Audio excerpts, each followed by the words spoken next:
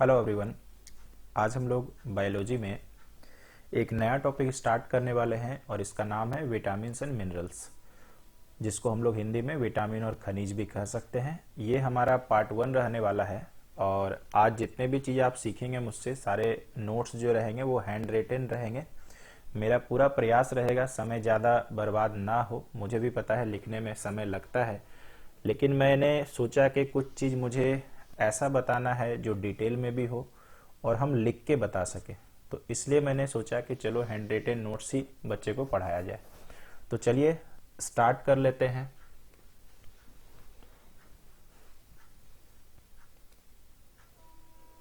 तो सबसे पहले हम लोग पढ़ने वाले हैं क्या है, विटामिन।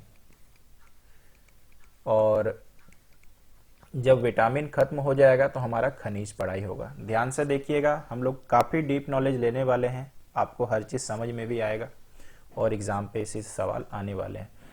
अगर विटामिन की बात चलती है तो सबसे पहले हम लोग यहाँ पे सोच सकते हैं कि विटामिन जो होता है बनता किससे है। हमारे मन में सबसे पहला विचार ये जाना ही चाहिए। तो सबसे पहले अगर आप देखते हो तो विटामिन में कार्बन होता है, हाइड्रोजन होता है और ऑक्सीजन होता है।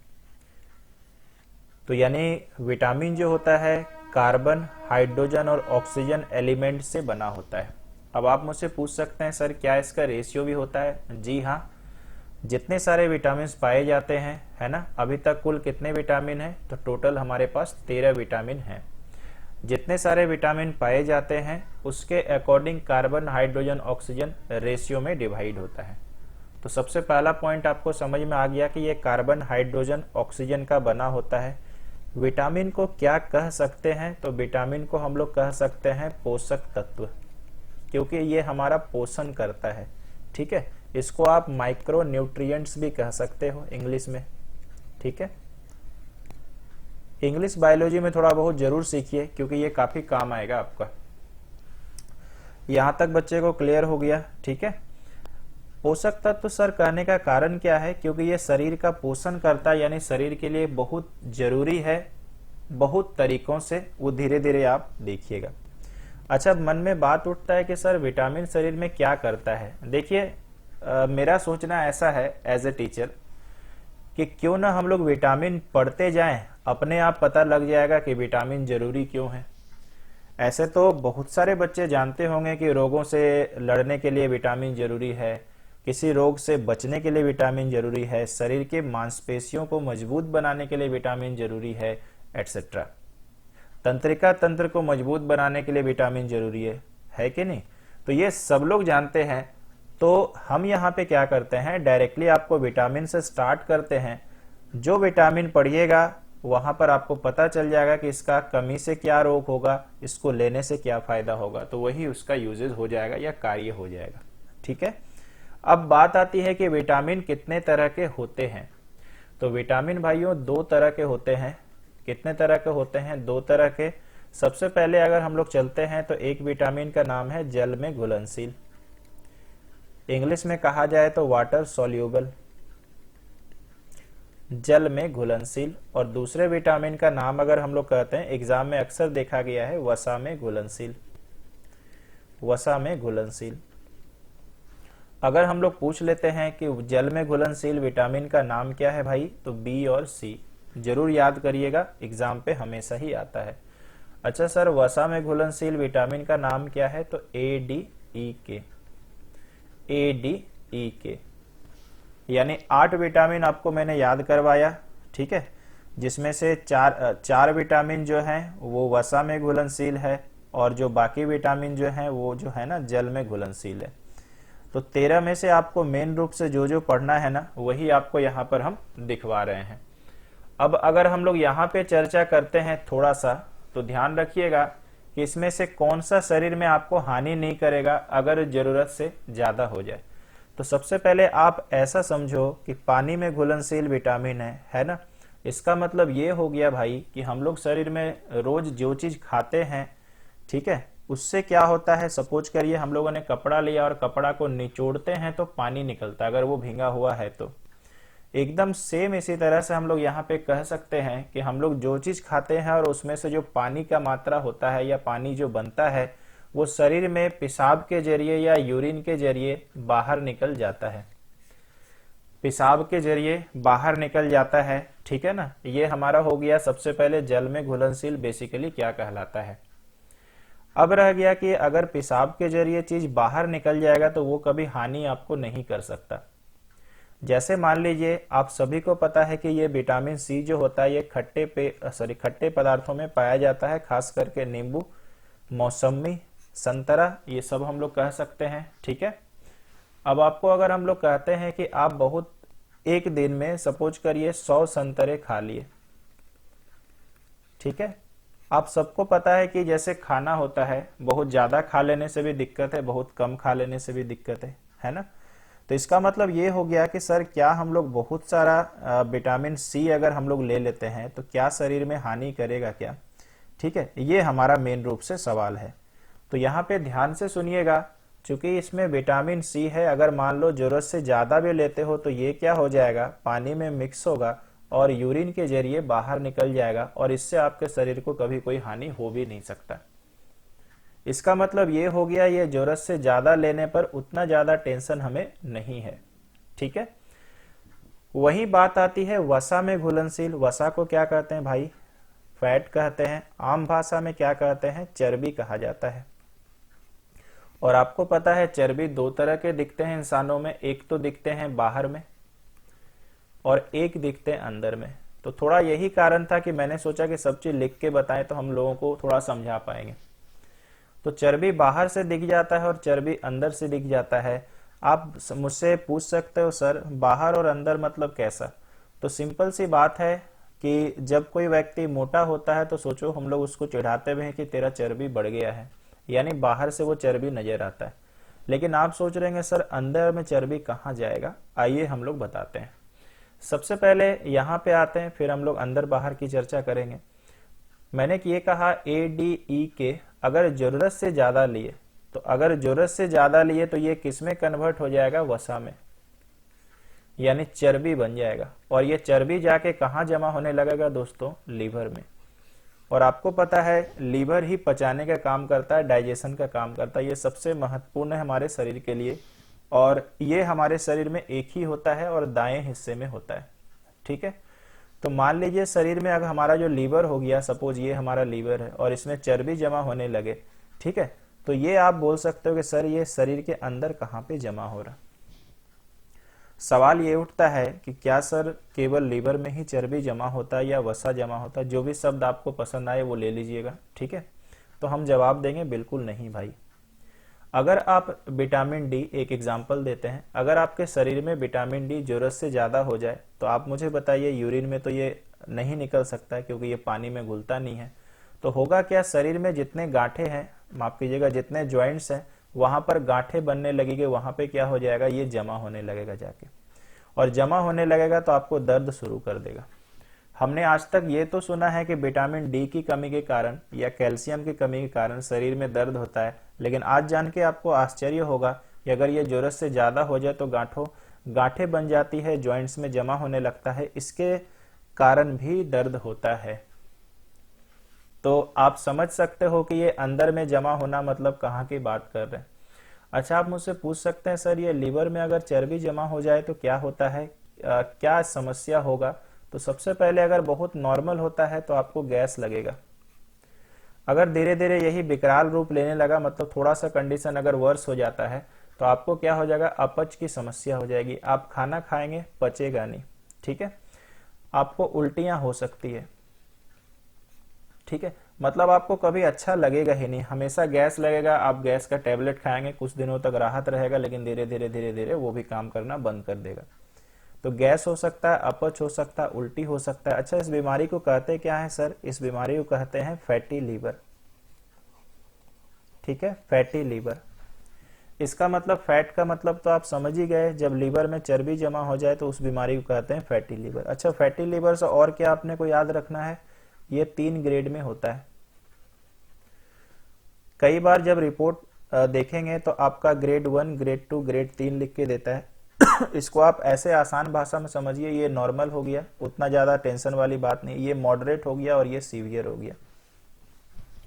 तो याद रखिएगा, अक्सर जो व्यक्ति को अगर आप चेक करवाइएगा तो आपको 190% में पाया जाता है। और यहाँ लोगों को ज्यादा दिक्कत का सामना नहीं करना पड़ता है, लेकिन जब ये ग्रेड 2 में जाता है तो ये सब दिक्कतें उभर के आती है। और जब ये दिक्कतें होगी, आप अल्ट्रासाउंड कराएंगे तभी आपको पता चलेगा कि ये प्रॉब्लम आपको है। जब आप तीसरे नंबर के ग्रेड में चले जाएंगे, जो सीवियर केस होता है, वहां पर यही सारा चीज आपको बहुत ज्यादा फील होने लगेगा। मतलब आप थोड़ा सा भी खा लेंगे तो आपको काफी खराब फील होगा, आपको उल्टियां हो सकती है इमीडिएट, या हो सकती है कि आपको डाइजेशन एकदम नहीं हो, खट्टे ढकारे हमेशा आते रहे, ये आपको फील होता है। तो इसका मतलब ये हो गया कि ये बहुत भयंकर बीमारी का रूप ले सकता है। कब? जब ग्रेड 3 पार कर जाए। और जब ग्रेड 3 पार कर जाए तो मालूम है क्या होता है हम लोगों को? Liver cirrhosis. Liver cirrhosis. अब आप पूछ सकते हैं कि सर ये लीवर सिरोसिस में होता क्या है, तो हम आपको एक एग्जांपल देते हैं। अगर 100% लीवर काम कर रहा तो 75% लीवर काम करना बंद कर देता है, 25% बचता है। या आप कह सकते हो कि 80% काम करना बंद कर देगा, 20% काम करेगा, या 60% काम करना बंद कर देगा, ये हम लोग कह सकते हैं। यहां पर अगर आप देखो तो यहां पर हमारा लीवर स्वस्थ है, लेकिन चूंकि चर्बी जमने के कारण ये सब दिक्कत हो रहा है। लेकिन इस वाले बीमारी में क्या हो जा रहा है कि इस वाले बीमारी में हमारा जो लीवर है उसकी जो कैपेसिटी है वो घट जाती है, उतने अच्छे ढंग से वो काम नहीं कर पाता है। तो आप बोलेंगे सर क्या इसका कोई इलाज है? बिल्कुल, इसके बाद लीवर सिरोसिस में डॉक्टर सर्जरी करते हैं, कोशिश करते हैं, लेकिन क्या स्टेज है उसमें भी स्टेज होते हैं, अकॉर्डिंग टू दैट इसका निदान संभव है। ठीक है, तो यहां तक चलिए सारा चीज हमने बता दिया है। ठीक है, और ध्यान से सब पॉइंट आप प्लीज लिखते चलिएगा, जो जो बता रहे हैं सब एक दूसरे से कनेक्टेड है। तो यहां तक अपने को समझ में आ गया है कि विटामिन बहुत ज्यादा भी नहीं होना चाहिए, यानी शरीर में पर्याप्त मात्रा में हमें चाहिए ही चाहिए, है ना। तो अगर आपको पूछता है कौन सा विटामिन लेंगे और शरीर में ज्यादा हो जाए तो दिक्कत नहीं होगा, जो पानी में घुलता है। उसी के विपरीत ज्यादा लेने से दिक्कत करेगा, जो वसा वाला है। तो इसका मतलब आप समझ चुके हो कौन हानिकारक है ज्यादा होने से और कौन कम हानिकारक है ज्यादा होने से। ठीक है, इसके बाद हम लोग चलते हैं भाई कि एक एक विटामिन को पकड़ते हैं, है ना, एक एक विटामिन को पकड़ते हैं और हम लोग शुरू करते हैं पढ़ना। आइए, सबसे पहले अगर हम लोग देखते हैं तो हम लोग क्या पढ़ने वाले हैं, तो हम लोग पढ़ने वाले हैं विटामिन ए। बहुत जरूरी है, ध्यान से प्लीज पढ़िएगा।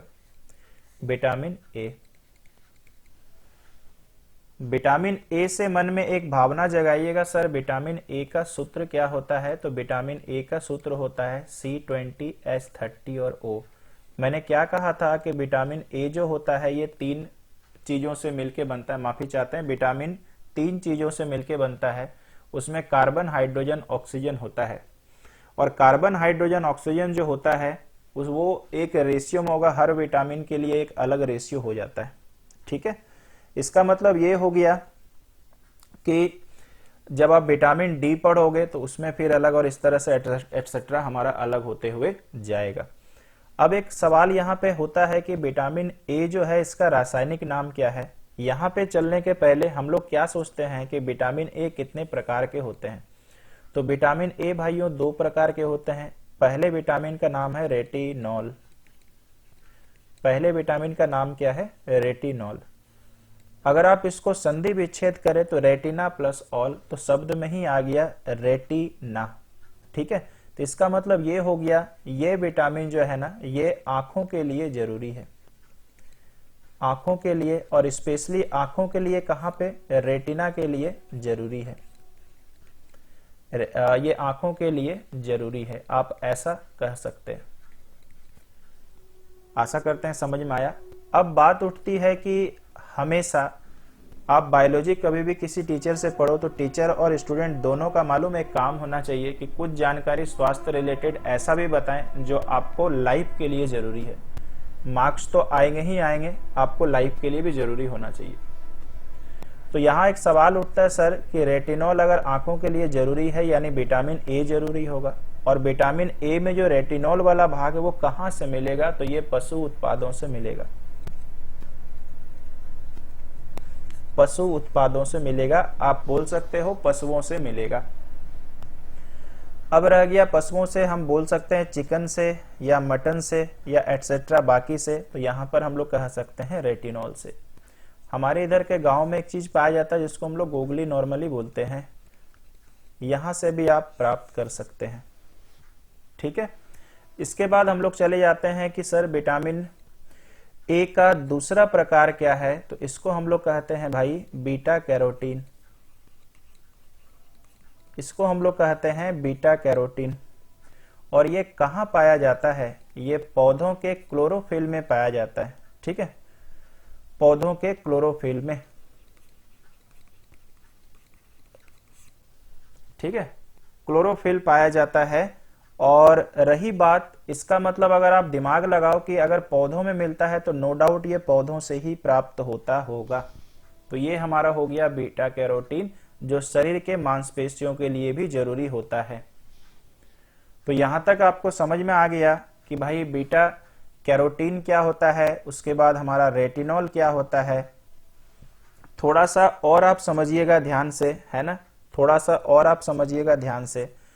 सर आपने बता दिया पशु उत्पाद, क्या कुछ स्पेसिफिक ऐसा है जो एग्जाम पे आ सकता है, तो हम आपको बताते हैं। आपने एक मछली का नाम सुना होगा, कॉड मछली, अगर नहीं तो पक्का सुन लीजिए।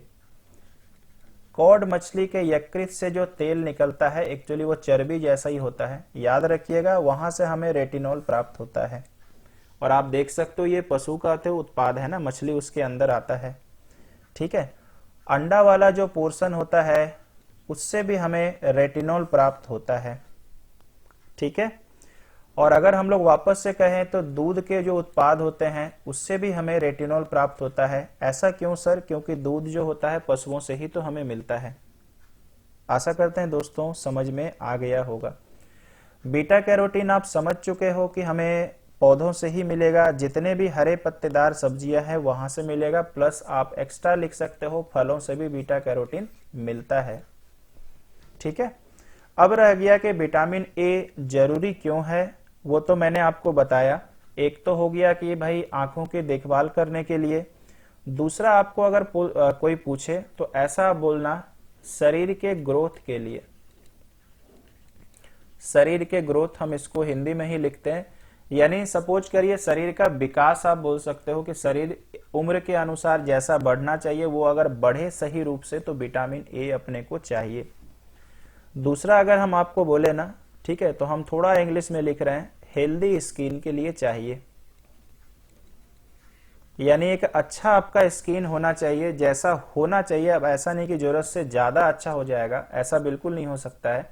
जैसा नॉर्मली होना चाहिए उसके लिए विटामिन ए बिल्कुल से जरूरी है। ठीक है, उसके बाद कम रोशनी में दिखना, कम रोशनी में दिखना, इसके लिए विटामिन बहुत जरूरी है। और इसमें हम स्टार मार्क इसलिए लगाएंगे क्योंकि यहां से एक रोग भी आप पढ़िएगा। तो इसका मतलब ये हो गया, हम लोग देखिएगा जब शाम होता है थोड़ा सा रोशनी होता है, थोड़ा अंधकार होता है, तब भी हम लोग देख पाते हैं क्योंकि हमारा आंख स्वस्थ होता है।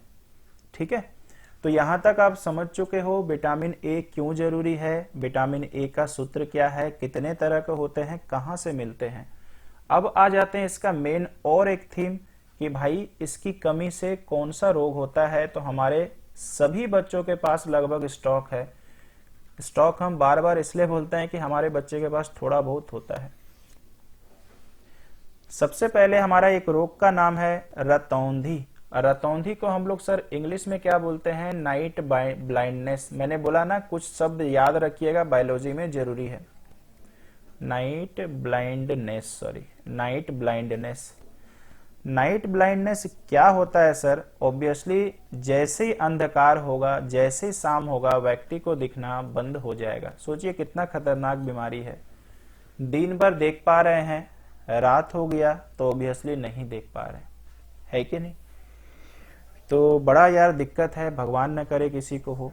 ठीक है, चलिए इसके बाद अगर हम लोग आगे चले जाते हैं तो इन्फेक्शन का डर। ध्यान रखिए क्या पढ़ रहे हैं, विटामिन ए की कमी के कारण क्या हो सकता है शरीर में, इन्फेक्शन का डर हो सकता है। ठीक है, यानी आप इन्फेक्टेड हो सकते हैं तुरंत। ठीक है, अच्छा और क्या सर, मुझे बताइए, विटामिन ए अगर शरीर के ग्रोथ में सहायक है तो अगर वो कमी हो जाएगा तो शरीर का डेवलपमेंट नहीं हो पाएगा, यानी शरीर का ग्रोथ रुक जाएगा। उम्मीद करते हैं ग्रोथ मतलब विकास होता है, समझ में आ गया। ठीक है, शरीर का ग्रोथ रुक जाएगा। अच्छा, और एक बात, खास बात याद रखिएगा कि बीटा कैरोटीन, थोड़ा हम हिंदी इंग्लिश मिला के लिख रहे हैं, थोड़ा संभाल लीजिएगा। बीटा कैरोटीन अगर बहुत ज्यादा हो जाए, प्लस मतलब बहुत ज्यादा हो जाए, तो याद रखिएगा लीवर डैमेज होने का चांसेस है। लीवर डैमेज होने का चांसेस है। क्या बताया मैंने? अगर आपका जरूरत से ज्यादा हो गया कौन सा विटामिन? विटामिन बीटा कैरोटीन, है ना, विटामिन बीटा कैरोटीन अगर जरूरत से ज्यादा हो गया तो क्या हो जाएगा दोस्तों?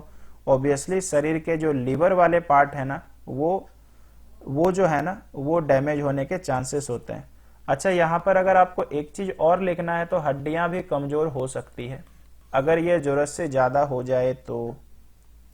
याद रखिएगा, है ना, बहुत जरूरी चीजों सबका ज्ञान दे रहे हैं आपको, तो प्लीज आप बढ़िया से याद रखना ये सब। ठीक है, आइए इसके बाद हम लोग चलेंगे आगे, और आगे हम लोग चलते हैं और आगे कुछ ज्ञान और लेते हैं। ठीक है, चलिए इसके बाद दोस्तों हम लोग चले आते हैं विटामिन डी के पास। किसके पास? विटामिन डी के पास। और मुझे लगता तो है कि विटामिन डी में आप काफी सारा चीज पहले से जानते होंगे, है ना, और अगर नहीं जानते हैं तो मेरे से पक्का आप पढ़ें, है ना। विटामिन डी का सर रासायनिक नाम क्या है? तो ऐसे तो हर बच्चा हम देखते हैं ये याद करके रखता है। इसको बोलते हैं भाई कैल्सीफेरोल, है ना, इसको बोलते हैं कैल्सीफेरोल। ठीक है, विटामिन डी से एक खास बात क्या रखना है, विटामिन ये हार्मोन्स का समूह होता है। ठीक है, तो अगर एग्जाम पे आता है कि इनमें से कौन सा विटामिन एक हार्मोन भी है, तो आपका उत्तर विटामिन डी पे लग जाना चाहिए, और जबरदस्त लग जाना चाहिए। अच्छा, आप मुझसे पूछ सकते हैं सर हार्मोन का समूह का मतलब क्या होता है? तो हार्मोन के समूह का मतलब ये होता है भाई, शरीर में कुछ चीजों की आपूर्ति करना समय के अनुसार। शरीर में कुछ चीजों की आपूर्ति करना समय के अनुसार, ये आप बोल सकते हो, ये आपका हार्मोन का समूह का बेसिकली मतलब है, या बेसिकली आपका कार्य है, ऐसा भी बोल सकते हैं।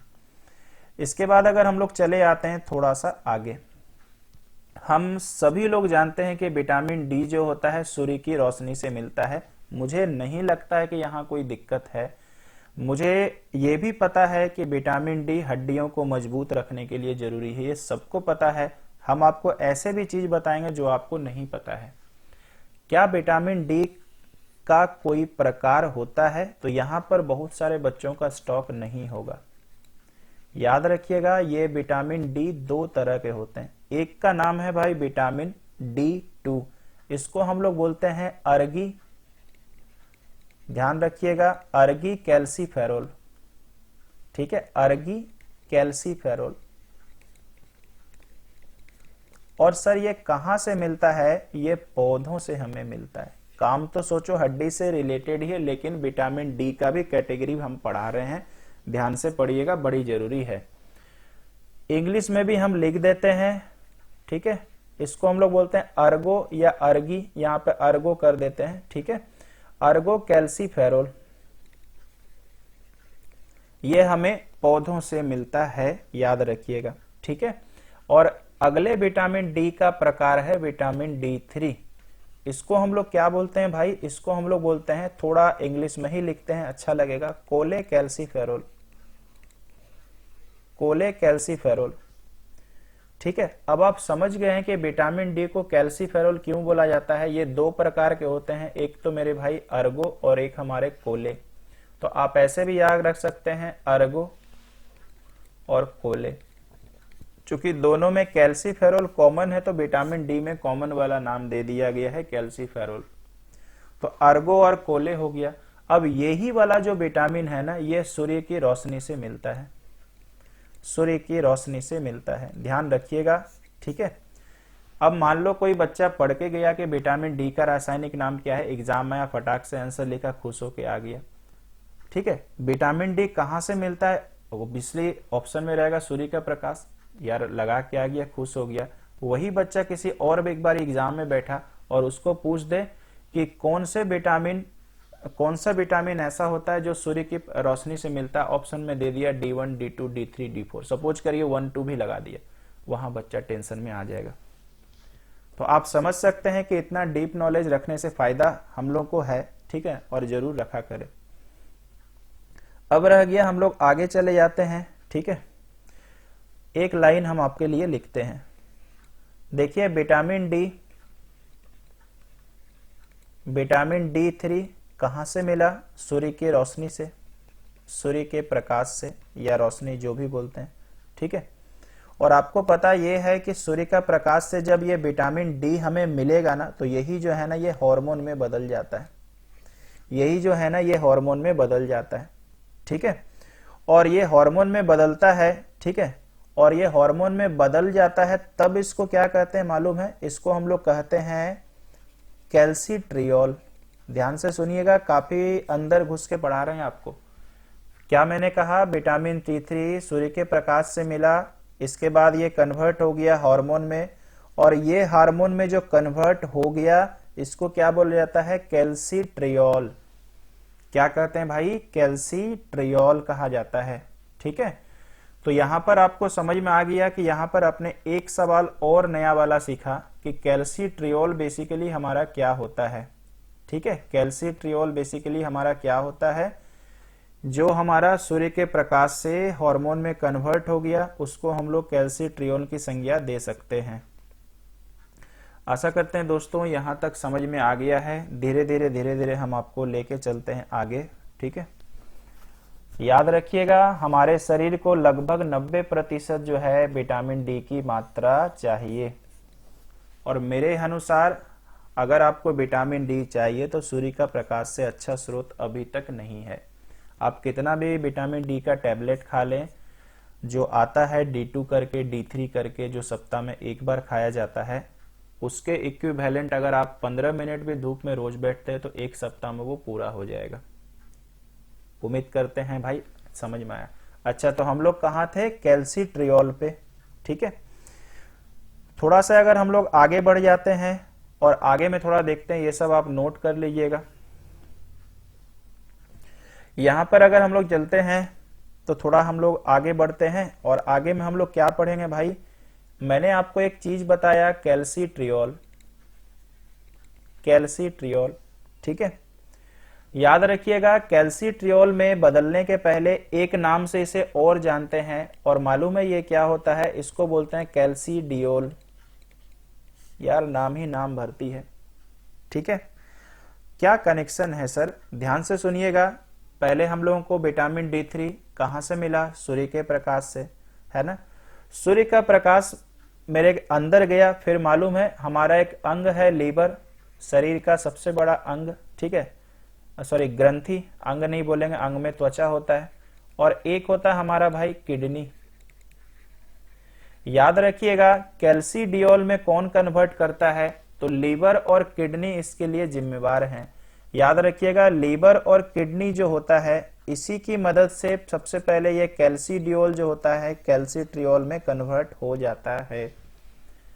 तो यहां तक हम पूरे तरह से कंफर्म है कि जो आपको हम बताना चाह रहे थे आपको यहां पर समझ में आया होगा। तो अभी तक हम लोगों ने यार विटामिन डी का प्रकार पढ़ लिया है। अच्छा, क्या सर विटामिन डी हड्डी को छोड़ के बाकी चीज के लिए भी जरूरी है क्या? अरे बिल्कुल भाई। पहले हम लिखते हैं मांसपेशी के लिए जरूरी है, हार्ट के लिए बहुत जरूरी है, हमारे लंग्स के लिए बहुत जरूरी है, और हमारे ब्रेन के लिए बहुत जरूरी है। आप लोग तो सोचते होंगे केवल हड्डी ही मजबूत होता है, ऐसा सवाल नहीं है दोस्त। हार्ट के लिए, लंग्स के लिए, ब्रेन के लिए भी जरूरी है। यानी विटामिन डी किसी भी तरह से हम लोग के लिए जरूरी है। और अगर हम आपको एक चीज और बताएं तो हम सभी ने पढ़ा है कि विटामिन सी रोगों से लड़ने में मदद करता है, या शरीर की प्रतिरोधक क्षमता को बढ़ाता है। शरीर को लड़ने में मालूम है विटामिन डी भी मदद करता है। तो इसका मतलब ये हो गया कि शरीर में अगर कोई बैक्टीरियल इन्फेक्शन हो गया तो डॉक्टर आपको एंटीबायोटिक देते हैं। साथ में अभी जो कोरोना वायरस का चक्कर है, सबको पता है कि विटामिन सी दिया जाता है, और विटामिन सी के साथ अगर आपको जानकारी है तो डी भी देते हैं, क्योंकि सी के साथ अगर डी मिल जाए तो क्या कहना, ये भी लड़े और लड़के कोरोना वायरस को जल्दी से शरीर के अंदर से भगा दे। ये इसका अंदर का कहानी है। ठीक है, यहां तक तो समझ में आ गया होगा। अभी हम आपको और बताते हैं। अभी आप विटामिन डी से बाहर कृपया करके ना जाएं, है ना। विटामिन डी के बाहर कृपया करके ना जाएं, हम आपको डीप नॉलेज देने वाले हैं। अब आप सोच रहे होंगे सर इतना चीज जब बता ही दिए तो आप मुझे ये बताओ तो कि सूर्य का प्रकाश के अलावा विटामिन डी मेरे को कहाँ से मिलेगा। तो एक तो भैया टेबलेट से, जो एलोपैथ में बन के आता है, वहां से आप ले सकते हैं, घर पे रख सकते हैं। दूसरा हमारे पास क्या हो गया, मछली के तेल से, कोई भी मछली के तेल से। मछली का तेल जो आपको पता है कि आप लोग खाते भी होंगे, जो बहुत थोड़ा सा कड़वा सा लगता है, वो हो गया। तो यहां पर आप ये भी बोल सकते हो। और तीसरा हमारा हो गया दूध से बने उत्पाद, दूध के उत्पाद से। याद रखिएगा, इनसे भी हमें विटामिन डी मिल जाता है। अब यहां पर बात आती है, सर हमने इतना डिटेल तो पढ़ लिया, अब इसकी कमी से रोग कौन कौन सा होता है। तो प्लीज ध्यान से पढ़ लीजिएगा, है ना, प्लीज ध्यान से पढ़ लीजिएगा कि कमी से रोग क्या क्या होता है। तो सबसे पहले मेरे भाई कौन सा होता है, तो पहले हो जाता है रिकेट्स नाम का रोग। अच्छा सर, रिकेट्स हिंदी शब्द है कि इंग्लिश है? तो ऑब्वियसली हमारा इंग्लिश वर्ड है, हिंदी में इसे सूखा रोग कहा जाता है। क्या होता है सर और किनको होता है, क्यों होता है, क्यों होता है, ये तो हमने पहले ही पढ़ा, क्योंकि कमी, किसकी कमी, विटामिन डी की कमी। रिकेट्स किसको होता है, बच्चों को होता है, 6 महीने 1 साल। और क्या होता है सर बच्चों को, हड्डियां टेढ़ी मेढ़ी हो जाती है, हड्डी टेढ़ी मेढ़ी हो जाती है। जिनको नोट्स बनाना है पेशेंस से बनाइएगा, बड़े जबरदस्त नोट्स आपका बनेगा। बच्चों को नॉर्मली होता है और क्या हो जाता है, हड्डियां टेढ़ी मेढ़ी हो जाती है। अच्छा, और क्या सर इसकी वजह से कुछ रोग होता है? 4 आपको इंपॉर्टेंट बता रहे हैं, ध्यान से याद रखिएगा, 3 तो रोग के ही नाम है। इसके बाद का नाम है भाई ऑस्टियोमलेशिया। ऑस्टियोमलेशिया, ये हिंदी में भी यही होगा और इंग्लिश में भी यही होगा, क्योंकि रोग का नाम है ना। तो ऑस्टियोमलेशिया जनरली किनको होता है, ये वयस्कों को होता है। और वयस्क में आप और हम शामिल हैं, जो ये मेरा वीडियो देख रहा है, 18 वर्ष से ऊपर में सारे के सारे वयस्क हैं। और भाई होता क्या है, देखिए क्या होगा, हड्डी जो होता है ना, ये मुलायम हो जाता है। हड्डी क्या होता है भाई, मुलायम हो जाता है। मुझे आप बताओ, अब हम एक सिंपल सा एग्जांपल लेते हैं। मैंने एक क्या लिया, माचिस का खाड़ी लिया। अगर आप इसको सीधा खड़ा कर देंगे तो ये सीधा खड़ा ही रहेगा। लेकिन अगर हम आपको बोलेंगे रबड़ को टान के सीधा करके खड़ा कर दो, क्या आप कर पाएंगे? जी नहीं। ऐसा क्यों सर? क्योंकि रबड़ मुलायम है और ये कठोर है। तो आप मुझे बताइए, हमारे पैर की हड्डियां अभी हम लोग स्वस्थ हैं तो एकदम सही पोजीशन पे है और कठोर है, इसलिए चलते हुए हैं सीधा रहता है। अगर ये हड्डी बताइए मुलायम हो जाएगा तो क्या आप थोड़ा सा भी चल पाइएगा? जी नहीं। पैर लड़खड़ाएगा भी नहीं, पैर टेढ़ा हो जाएगा, जैसे हमारा वो रबड़ का कमाल था। तो इसका मतलब ये हो गया कि हड्डी मुलायम हो जाएगा और चल फिर नहीं पाएंगे, चल फिर नहीं पाएंगे। समझ रहे हैं किस चीज का हम बात कर रहे हैं? अब आप सोचो कि अगर हम करोड़ों में बोलें तो एक आदमी को ये होने के चांसेस हैं, है ना। हो सकता है 25 की उम्र में हो जाए, 30 की उम्र में हो जाए, 50 प्लस में हो जाए, 50 के पहले हो जाए। कहना मुश्किल है ये कब हो जाएगा, क्योंकि अभी का जमाना ऐसा है कि हम लोग प्रेडिक्ट नहीं कर सकते हैं कि बुजुर्गों को ही होगा या हम लोगों को ही होगा। आगे चले आते हैं, और इसके बाद हमारे बीमारी का नाम है, एकदम ऑस्टियो वर्ड से ही लिख रहे हैं, और इस बीमारी का नाम है ऑस्टियोपोरोसिस। ध्यान रखिएगा भाई, ऑस्टियोपोरोसिस। हैंडराइटिंग थोड़ा संभाल लीजिएगा, बाकी आपको आवाज ठीक मिलेगा। और ऑस्टियोपोरोसिस में होता क्या है कि हड्डियां पतली हो जाती है, मतलब यहां मुलायम नहीं होता है। सपोज करो हमारे पैर का हड्डी इतना मोटा होना चाहिए, ये पतला हो गया। क्यों होता है सर? अरे कमी तो पड़ रहे हैं भाई, बताने का क्या है। और मुझे बताइए, अगर पतला हो जाएगा तो क्या होगा, जितना वजन हमारा ले रहा था शरीर का वो लेने नहीं सक रहा होगा, और चलने के बाद अगर कचक गया, कचकना मतलब समझ रहे हैं कि थोड़ा सा बैंड हो गया, तो हड्डी पतला हो जाने से क्या हो जाएगा, फ्रैक्चर होने का चांसेस बढ़ जाएगा। ये आशा करते हैं समझ पाए होंगे कि ये दोनों में अंतर क्या है, ये दोनों में अंतर क्या है आप समझ पाए होंगे। ठीक है, तो इसका मतलब ये हो गया कि ये किनको ज्यादातर होगा, तो आप सोच के देखिए, ये ज्यादातर हो जाएगा बुजुर्गों को, बुजुर्गों को। ठीक है, थोड़ा बुजुर्ग भयंकर ढंग से लिखा गया भाई, बुजुर्गों। ठीक है, तो बुजुर्गों को जनरली होता है, यानी अगर हम कहें तो 50 साल से ऊपर, 60 साल से ऊपर ज्यादा होने का चांसेस है, और हड्डियां घिसती चली जाती है, जिसकी वजह से आप सोचो कि हमारी एज भी जितनी हो रही है, तो हमारे ठेहुने में एक डिस्क होता है, कई बार देखिएगा उसका जेल सूख जाता है, कई बार ये घिस जाता है और दर्द जीवन भर का हो जाता है। ठीक है, खैर चलिए, उम्मीद करते हैं समझ में आया होगा। अच्छा, एक चीज और याद रखिएगा, विटामिन डी की कमी कारण दंत क्षय होता है। हिंदी एकदम लिखते हैं भाई, इसको हम लोग इंग्लिश में कहते हैं डेंटल कैरीज। ठीक है, दंत क्षय मतलब दांत झड़ने लगते हैं। अब आप बोलेंगे सर ये क्या रीजन हुआ, दांत क्या हड्डी का थोड़ी बना होता है? तो मैं आपको बताता हूं भाई, विटामिन डी जो होता है ना मेरे भाई, विटामिन डी और कैल्शियम रिलेटेड है। Vitamin D calcium related. आप बोलेंगे सर रिलेशन क्या है, तो ध्यान से सुनिएगा, हम इसको लिखेंगे नहीं। विटामिन डी का काम होता है पूरे शरीर में कैल्शियम की मात्रा को नियंत्रित रखना, हड्डियों के अंदर और ब्लड में। तो इसका मतलब ये हो गया कि विटामिन डी जैसे ही कमेगा तो पक्का कैल्शियम भी कमेगा, क्योंकि विटामिन डी ही जिम्मेवार है कैल्शियम के लिए। और हमारी दांत जो होते हैं कैल्शियम के बने होते हैं, तो अगर मान लो यही कम होगा तो दांत झड़ेंगे नहीं। बताइए, समझ में आ रहा होगा, मजा आ रहा होगा भाई पढ़ने में। ठीक है, तो इसका मतलब ये हो गया कि आपको क्यों ये हमारा दंत क्षय हो जाएगा। अब आप समझ सकते हो कि सभी चीज को फिट रखना है शरीर में, सबको एकदम जबरदस्त बढ़िया से रखना है, तो हमेशा आप विटामिन डी को बैलेंस रखिए। और विटामिन डी अगर बैलेंस रहेगा तो भैया कोई तरह का दिक्कत हम लोगों को नहीं होगा, है ना, किसी भी तरह का दिक्कत हम लोग को नहीं होगा। आप बोलेंगे सर सबसे बढ़िया काम क्या है, मैंने जैसा कि बताया कि सबसे बढ़िया काम है सुबह सुबह धूप में कम से कम 15 मिनट आप बैठें। अभी के भागदौड़ की जिंदगी में ये काफी मुश्किल हो गया है लोगों का, और जिनके पास समय है उनके पास क्या कहा जाए, फुर्सत नहीं है करने का। अच्छा, बातों बातों मुझे एक याद आया भाई कि मैंने विटामिन डी जो है ना, उसमें फॉर्मूला तो बताया ही नहीं। तो भाई फॉर्मूला होता है C28H44 और O। ध्यान रखिएगा, ये अर्गो कैल्सीफेरोल का फॉर्मूला है। किसका फॉर्मूला है भाई?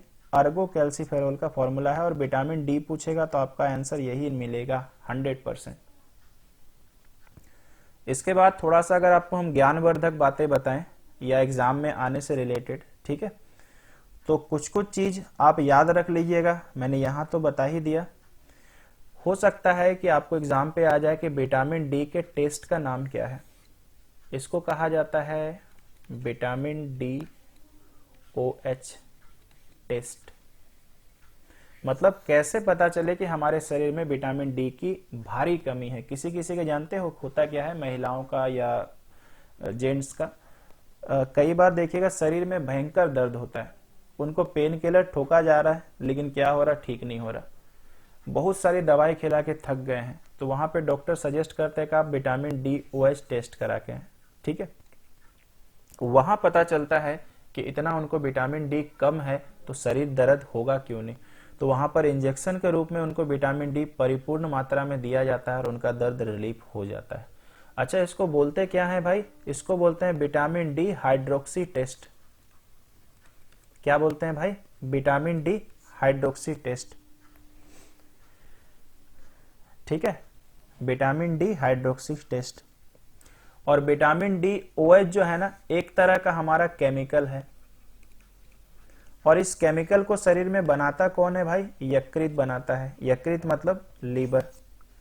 ठीक है, अब ये विटामिन डी OH, या आप बोल सकते हो इसको और एक नाम से जानते हैं, विटामिन डी OH25। ठीक है ना, ये टेस्ट नेम होता है 25।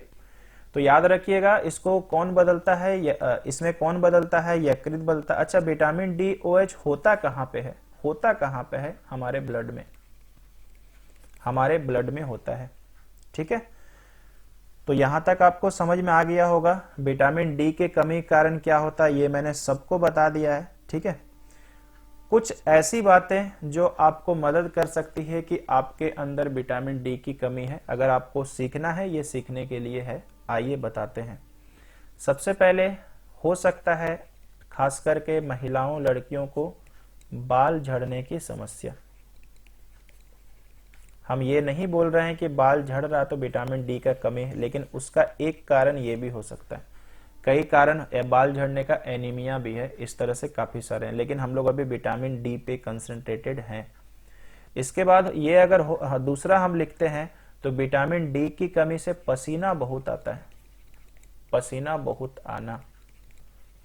हम आपको एक बहुत अच्छा सा अनुभव बताते हैं जो मेरे साथ भी हुआ है कि पैर का तलवा जो रहेगा पूरा आपका ठंडा रहेगा। अगर ये आपको महसूस हो तो नो डाउट आपको विटामिन डी की कमी है। जैसे ये पूरा हो जाएगा ये चीज बंद हो जाएगा। किसी किसी का देखिएगा हथेली में काफी पसीना आता है, ऐसे वो कुछ हार्मोनल चेंजेस की वजह से भी हो सकता है। लेकिन कई लोगों को बहुत ज्यादा पसीना आता है, नो डाउट आप उनको बोल सकते हो कि आप विटामिन डी में की कमी होगी, आप विटामिन डी सप्लीमेंट लीजिए, धीरे धीरे ये चीज ठीक हो जाएगा। ठीक है, तो ये दो ऐसी बातें थी जो मुझे आपसे शेयर करना था। उम्मीद करते हैं आपको यहां तक समझ में आ गया होगा। इसके बाद चलते हैं भाई आगे, और आगे हम लोग क्या पढ़ेंगे। अब हम आपको लेके चलते हैं विटामिन बी के पास, विटामिन बी के पास। और विटामिन बी में सबसे इंटरेस्टिंग हम पढ़ाएंगे vitamin B three, vitamin B three. Vitamin B three का सर रासायनिक नाम क्या है? इसको रासायनिक नाम में बोलते हैं नियासिन। क्या बोलते हैं दोस्तों? विटामिन बी थ्री का रासायनिक नाम क्या है? नियासिन, है ना। अब अगर हम लोग आगे चले आते हैं तो थोड़ा सा आप ध्यान दीजिए कि विटामिन बी थ्री शरीर में क्यों चाहिए, शरीर में क्यों चाहिए। आइए बताते हैं क्यों चाहिए। सबसे पहले हम आपको लिखते हैं कि इसकी कमी से क्या दिक्कत होता है, और जो दिक्कत होता है वही इसलिए चाहिए, ऐसा बोल सकते हो। तो इसके कमी से शरीर में थकान होता है, थकान का अनुभव, हमेशा आप थके हारे से लगिएगा। दूसरा सबसे जबरदस्त दिक्कत है आज के जमाने का, ये विटामिन इसके लिए कम जिम्मेवार है, और बाकी जिनसे थोड़ा सा आकर्षण रहता है वो ज्यादा जिम्मेवार है। ठीक है, तो आजकल के तो जमाने में यही ज्यादा हो गया। और एक जिम्मेवार है भाई कि जॉब ना होना, ये एक डिप्रेशन का कारण बनता जा रहा है। इसके बाद अगर हम और कहें तो पैसों का अभाव होना, ये डिप्रेशन का कारण है। कुछ घरेलू कंडीशन, ये डिप्रेशन का कारण है। तो ये डिप्रेशन एक ऐसा शब्द है जो मानसिक तनाव हिंदी में कहा जाता है। इसके लिए विटामिन बी थ्री की कमी तो बोल सकते हैं, लेकिन इससे ज्यादा आजकल जो दिक्कतें हैं वो इसका जिम्मेवार है। खैर चलिए, इसके बाद ये हो गया घबराहट। और घबराहट मुझे लगता है ना विटामिन बी थ्री की कमी कारण कभी हो नहीं सकता है, जहां तक मुझे लगता है। As a teacher, as a homeopathy doctor, जो भी बोल लो, घबराहट मुझे लगता है ये इसके लिए ये जिम्मेवार है, डिप्रेशन। अगर आप बहुत ज्यादा सोचिएगा ऑब्वियसली आप टेंशन में आइएगा, डिप्रेशन थोड़ा सा होगा, घबराहट होगा। ठीक है, तो आप समझ सकते हो कि शरीर को स्वस्थ बनाए रखने के लिए बी थ्री चाहिए, शरीर को तंदुरुस्त बनाए रखने के लिए बी थ्री चाहिए, डिप्रेशन जैसी कोई समस्या नहीं हो, टेंशन नहीं हो, उसके लिए बी थ्री चाहिए। ऐसे करके आप उल्टा सोच सकते हैं। ठीक है ना। अच्छा, और क्या सर इसमें होगा? तो याद रखिएगा इसमें दो बीमारी मोस्ट पॉपुलर है। विटामिन बी थ्री की कमी कारण कौन सा रोग होता है? इसको बोला जाता है ना डिमेंशिया। इसको क्या बोला जाता है? डिमेंशिया। इसमें व्यक्ति का क्या होता है ना, याददाश्त पे असर पड़ता है, याददाश्त कम हो जाना, ये डिमेंशिया बीमारी है। एग्जाम्पल के तौर पे मान लीजिए कि कोई मेरे जान पहचान के हैं, मैं कल उनसे गया, मिल के आया, अच्छे से बात किए, एक दिन बाद जाते हैं, वो व्यक्ति भूल चुका है कि हम कौन हैं, उसके कौन लगते हैं, और कल मैंने उनसे बात किया है।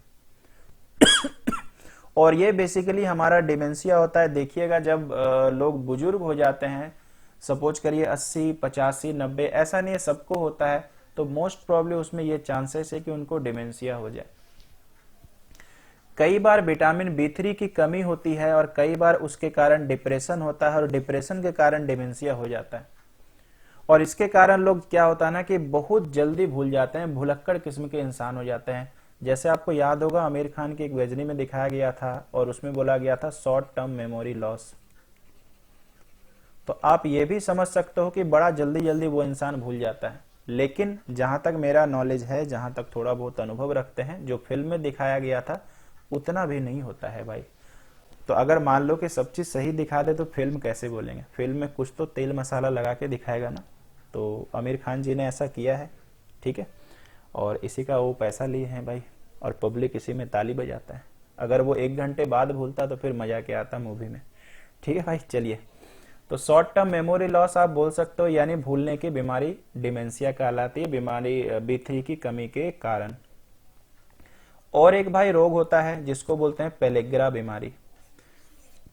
ध्यान रखिएगा, विटामिन किसके कारण? विटामिन बी3 की कमी के कारण।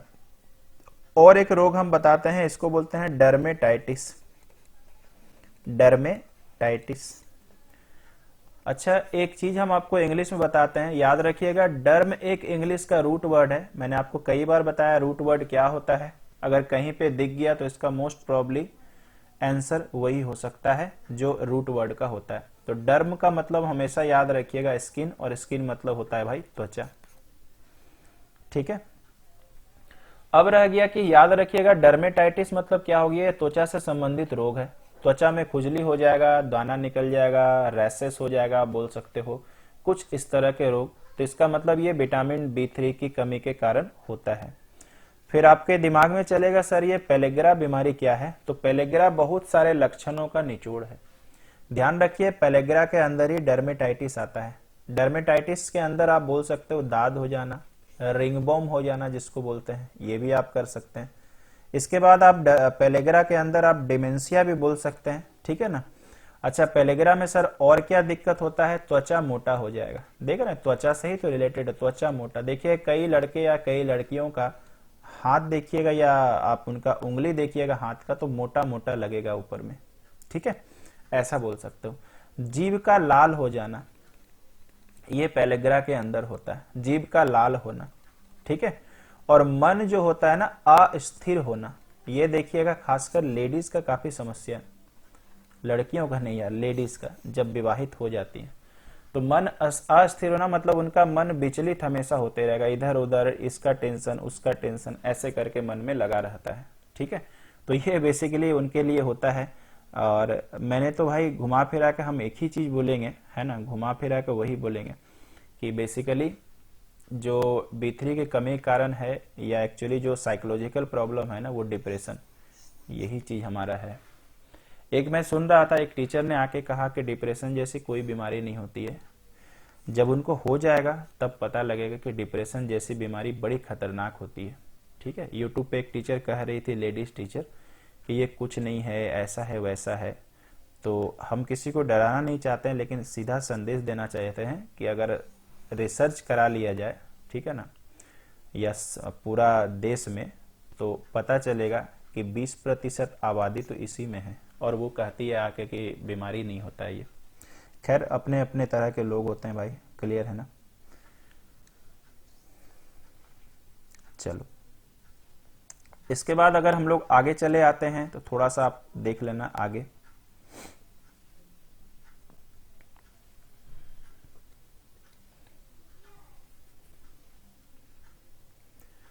उसके बाद हमारे पास एक होता है लीवर सिरोसिस, कुछ देर पहले ही बताए थे।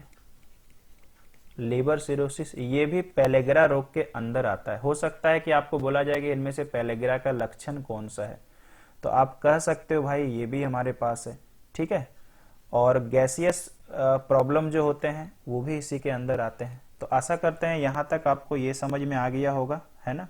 विटामिन बी3 का कमी, या जो भी आप बोल सकते हो, ठीक है, उसका हमारे पास क्या आंसर है, ठीक है। एक्चुअली यार बीच में रुकने का मतलब मालूम है क्या है, कि कुछ इम्पोर्टेंट जो है ना कॉल आ जा रहे हैं इसके, खैर चलिए उसको हम भी ब्लॉक करते हैं।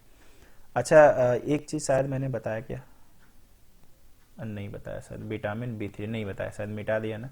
विटामिन B3 का जो हमारे पास फॉर्मूला हो गया C6H5, और क्या होता है भाई C6H5NO2, एक बार प्लीज आप इसको देख लेना, मेरे हिसाब से सही है। C6H5NO2 ये नियासिन का अपना सूत्र होता है, ठीक है, नियासिन का अपना सूत्र होता है। इसके बाद हम लोग चले आते हैं थोड़ा सा और आगे, और आगे में अगर हम लोग देखते हैं तो एक विटामिन आज के लिए हम लोग और पढ़ते हैं, और उस विटामिन का नाम हो जाएगा हम लोगों का vitamin B2, sorry vitamin B1 आज पढ़ाते हैं, 2 अगली बारी पढ़ाएंगे। सर विटामिन B1 का रासायनिक नाम क्या है? इसका रासायनिक नाम है थियामिन, कई बार किताबों में थायमिन भी दिया रहता है। इसकी कमी के कारण कौन सा रोग होता है सर? इसका कमी के कारण जो होता है ना, तंत्रिका तंत्र प्रभावित होता है, यानी नर्वस सिस्टम प्रभावित होता है, यानी दिमाग हो सकता है ठीक ढंग से काम ना करे। दूसरा क्या होता है सर? बेरी बेरी रोग हो जाता है, बेरी बेरी रोग हो जाता है। क्या आपको पता भी है कि बेरी बेरी रोग होता क्या है? तो कई लोगों को जवाब नहीं में आएगा, आइए आज सीख लीजिए। ध्यान रखिएगा, बेरी बेरी 2 तरह के होते हैं, एक वेट होते हैं और एक ड्राई होता है। वेट बेरी बेरी जो होता है वो हार्ट से रिलेटेड, हार्ट का काम करना बंद कर देना, हार्ट का काम करना बंद कर देना, ये होता है वेट बेरी बेरी। और भाई ड्राई बेरी बेरी बेसिकली क्या हो जाता है, ये एक ऐसा कंडीशन है जहां पर शरीर के अंदर किसी भी अंग में लकवा मार जाता है, जिसको हम लोग बोलते हैं पैरालिसिस अटैक। पैरालिसिस अटैक भी बोल सकते हो या ब्रेन हैमरेज भी बोल सकते हो। तो यहां पर हमारा शरीर के अंदर लकवा मार जाता है। आप बोल सकते हो सर कि लकवा मारने का कारण क्या है? देखिए, शरीर में कोई भी अंग का काम करना इसलिए बंद हो जाता है कि वहां ब्लड सर्कुलेशन रुक जाता है। हार्ट अटैक बताइए व्यक्ति को क्यों होता है? ब्लड सर्कुलेशन का अचानक किसी भी कारण से बंद हो जाना। तो ये होता है दोस्तों wet very very and dry very very. आपको जानकारी नया मिला होगा, मुझे नहीं लगता है कि आप इसके पहले जानते होंगे। तो ये था दोस्तों आज का हमारा क्लास, ठीक है। आप इसको अच्छे से पढ़िए, बढ़िया से नोट्स बनाइए। इसका 2 भाग और आएगा, विटामिन का और मिनरल्स का थोड़ा सा और एक, फिर हम लोग MCQ भी कवर करेंगे। तो चलिए दोस्तों आज के लिए इतना ही, थैंक यू सो मच।